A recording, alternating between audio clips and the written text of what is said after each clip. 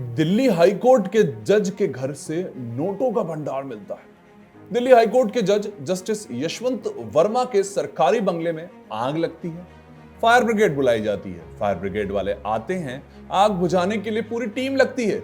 लेकिन जब आग बुझ जाती है तो वहां नजर आता है भारी मात्रा में कैश, जिसे देखकर सब दंग रह जाते हैं। चारों तरफ पैसा ही पैसा। सवाल उठता है, एक जज के घर ये पैसा आया कहां से? ये किसका पैसा है और अब क्या कार्रवाई होगी दिल्ली हाईकोर्ट के जज पर? पहले समझाता हूं कि आखिर हुआ क्या।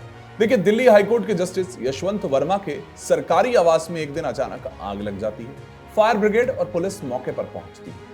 आग बुझाने के बाद जब जांच होती है तो बंगले के अंदर लाखों करोड़ों रुपए का कैश मिलता है। खुलासा होता है। खुलासे के बाद मामला सुप्रीम कोर्ट के चीफ जस्टिस तक पहुंचता है और कॉलेजियम की इस वक्त बैठक भी बुलाई जाती है।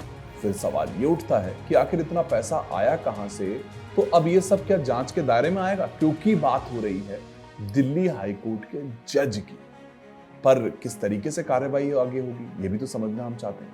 चलिए, यही आपको मैं समझाता हूं कि आगे होगा क्या। आखिर क्या होता है जब कोई जज करप्शन के सवालों से घिरा।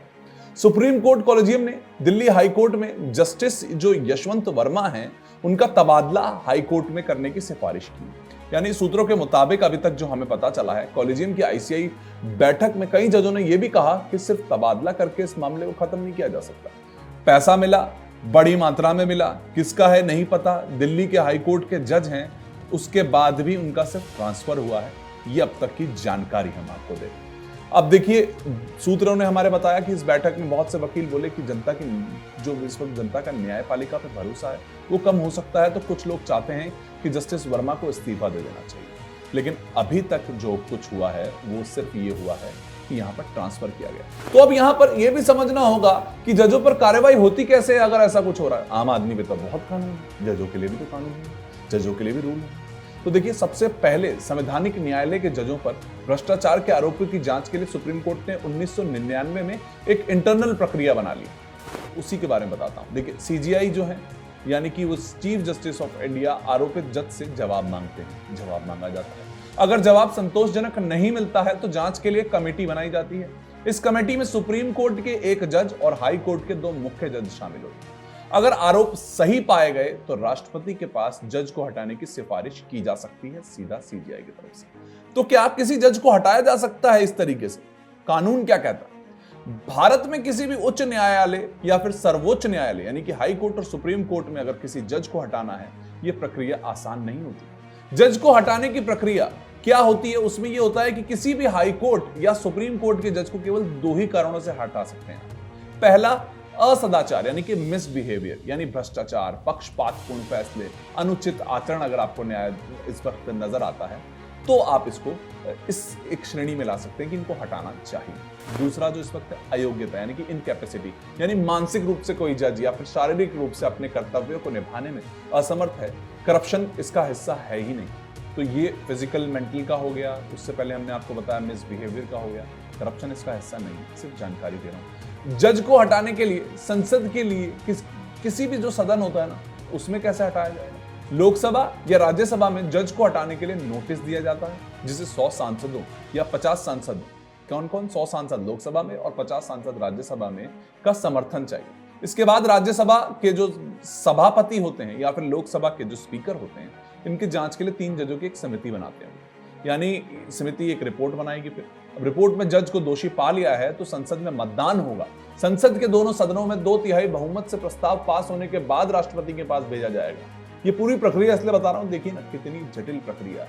हाई कोर्ट के जज के घर पे बहुत बड़ी मात्रा में कैश मिलता है, लेकिन उनका सिर्फ ट्रांसफर हुआ है अब तक। और उसके बाद अब जो प्रक्रिया है वो कितनी जटिल है मैंने आपको बताया। तो क्या जज को सिर्फ ट्रांसफर ही किया जा सकता है? ये भी तो सवाल है। इसका जवाब भी है हाँ, अगर जज के खिलाफ आरोप गंभीर हैं लेकिन महाभियोग प्रक्रिया शुरू नहीं की है यानी कि संसद में नहीं पहुंचा है, तो सुप्रीम कोर्ट कॉलेजियम ट्रांसफर यानी कि स्थानांतरण कर सकता है।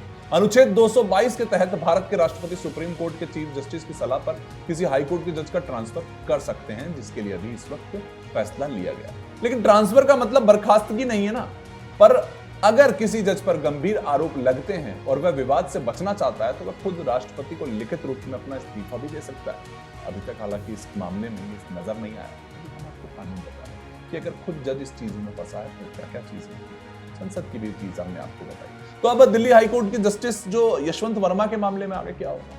फिलहाल कॉलेजियम सिर्फ ट्रांसफर की बात कर रहा है, क्योंकि महाभियोग की प्रक्रिया लंबी और जटिल होती है।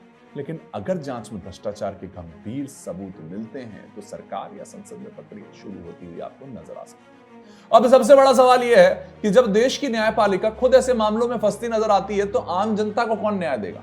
आम जनता को तो हमने ये जानकारी दे दी कि भाई जज फंस रहे हैं तो इस चीज जटिल प्रक्रिया है।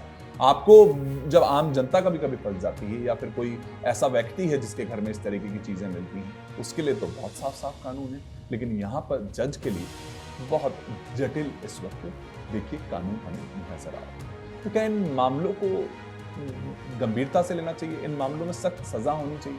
आपका क्या कहना है? आपकी क्या राय है? आप कमेंट बॉक्स में जरूर बताइए।